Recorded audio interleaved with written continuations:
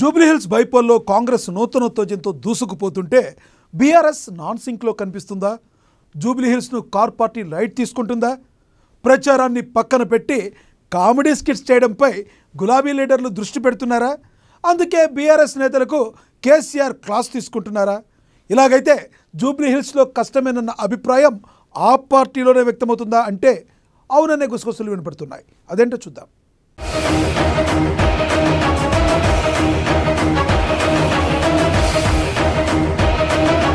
జూబ్లీహిల్స్ ఉప ఎన్నికల్లో ఎట్టి పరిస్థితుల్లో గెలిచి తీరాలన్న కృతనిశ్చయంతో కాంగ్రెస్ ఉంది. ఆ దిశగా కాంగ్రెస్ సర్వశక్తులు ఒడ్డుతోంది. స్పష్టమైన కార్యాచరణ ప్రణాళికతో ముందుకెళ్తుంది.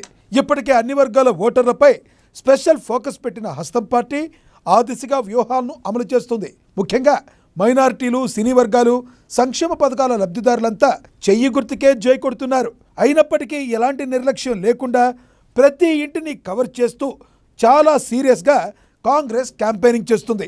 ముఖ్యంగా అజారుద్దీన్కు మంత్రి పదవి ఇచ్చిన తర్వాత హస్తం పార్టీలో మరింత జోష్ వచ్చింది. సీఎం రేవంత్ సాక్షాత్తు రంగంలోకి దిగేయడంతో కాంగ్రెస్కు 1000 ఏనుగుల బలం వచ్చినట్లయింది. అదే సమయంలో హస్తం పార్టీని ఓడిస్తామంటూ బీరాలు పలుకుతున్న బీఆర్ఎస్ మాత్రం ఈ ఉప ఎన్నికను ఏమాత్రం సీరియస్గా తీసుకోవడం లేదన్న అభిప్రాయం వ్యక్తమవుతుంది.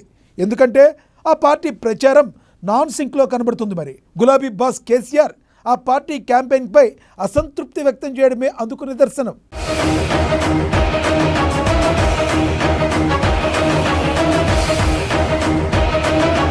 ఎవరైనా నేతలు ఎన్నికల ప్రచారానికి వెళితే ఏం చేస్తారు? తమ పార్టీ ఏం చేసిందో, ఎలాంటి పనులు చేసిందో, గెలిస్తే ఏం చేస్తామో చెప్తారు. కానీ గులాబీ నేతలు జూబ్లీహిల్స్లో మాత్రం అలాంటివేమీ చేయకుండా నాన్ సింక్లో కనిపిస్తున్నారట. ముఖ్యంగా గులాబీ నేతల ప్రచారం కామెడీ స్కిట్ను తలపిస్తుంది. క్యాంపెయిన్ను ఆ పార్టీ నేతలు లైట్ తీసుకున్నారట. ఎందుకంటే బీఆర్ఎస్ నేతలు కొన్ని రోజులుగా క్యాంపెయిన్లో ఎక్కువగా టిఫిన్ సెంటర్లోకి వెళ్ళి దోశలు వేయడం, వెజిటబుల్ షాప్లో కూరగాయలు అమ్మడం, పళ్ళు అమ్మడం, సెలూన్లో కటింగ్ చేయడం, ఇస్త్రీ చేయడం లాంటి పనులు చేశారు. ఇంకా చేస్తూనే ఉన్నారు. ఇలాంటి పనులతో నవ్వుకోవడం తప్ప ఓట్లు మాత్రం రావు. అదే అభిప్రాయం కేసీఆర్ కూడా వ్యక్తం చేసినట్లుగా తెలుస్తుంది.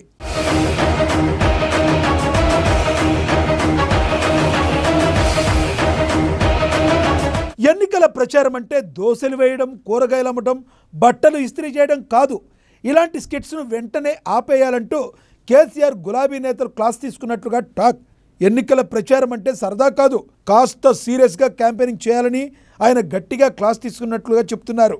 బీఆర్ఎస్ హయాంలో ఏం చేశామో, కాంగ్రెస్ ప్రభుత్వ వైఫల్యాలేంటో వివరించకుండా ఇదేం ప్రచారం అంటూ పార్టీ నేతలపై కేసీఆర్ చాలా సీరియస్ అయినట్లుగా తెలుస్తుంది. ఇదంతా మాజీ మంత్రి మల్లారెడ్డిని ఉద్దేశించి చెప్పినా ఇలాంటివి ఆయన ఒక్కరే కాకుండా చాలామంది నేతలు కూడా చేశారట. కొందరు నేతలు ప్రచారాన్ని పక్కన పెట్టి ఎంతసేపు ఫోటోలకు ఫోజులు ఇవ్వడానికే కొన్ని పనులు చేయడం పైన కేసీఆర్ ఆగ్రహం వ్యక్తం చేసినట్టుగా తెలుస్తుంది.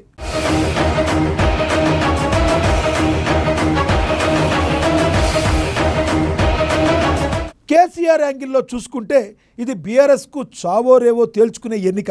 ఎందుకంటే జూబ్లీహిల్స్ స్థానం బీఆర్ఎస్ సిట్టింగ్ సీటు.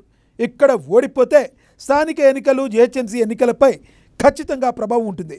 ఒకవేళ జూబ్లీహిల్స్ చేజారిపోతే ప్రభుత్వంపై చేసే బీఆర్ఎస్ చేసే విమర్శలకు అర్థం ఉండదు. కాంగ్రెస్కే ప్రజలు మద్దతు పలుకుతున్నారన్న విషయం స్పష్టమైపోతుంది. అందుకే గులాబీ బాస్ ఈ ఎన్నికల్లో సత్తా చాటాలని భావిస్తున్నారట. కానీ క్షేత్రస్థాయిలో మాత్రం అలాంటి పరిస్థితి కనిపించకపోవడంతో ఆయన చాలా ఆగ్రహంగా ఉన్నట్లుగా తెలుస్తుంది. కేటీఆర్ దృష్టి పెట్టినా ఈ ఎన్నికను పార్టీ నేతలు లైట్ తీసుకోవడానికి కూడా గులాబీ బాస్ జీర్ణించుకోలేకపోతున్నట్లుగా ప్రచారం జరుగుతుంది.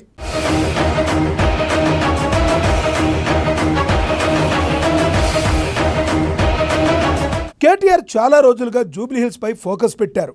అయినా ఇప్పటి వరకు బీఆర్ఎస్ గ్రాఫ్ పెరగలేదన్న టాక్ వినబడుతుంది. కానీ అదే కాంగ్రెస్ విషయానికి వస్తే హస్తం పార్టీ గ్రాఫ్ ప్రతిరోజు పెరుగుతుంది. ముఖ్యంగా గత 2-3 రోజుల్లోనే హస్తం పార్టీ ఏకంగా 15% ఓట్లను పెంచుకుందన్న టాక్ వినబడుతుంది. ఇవన్నీ లెక్కలు కేసీఆర్ తెప్పించుకున్నారట. అందుకే పెద్ద అయినా సీరియస్ అయినట్లుగా తెలుస్తుంది.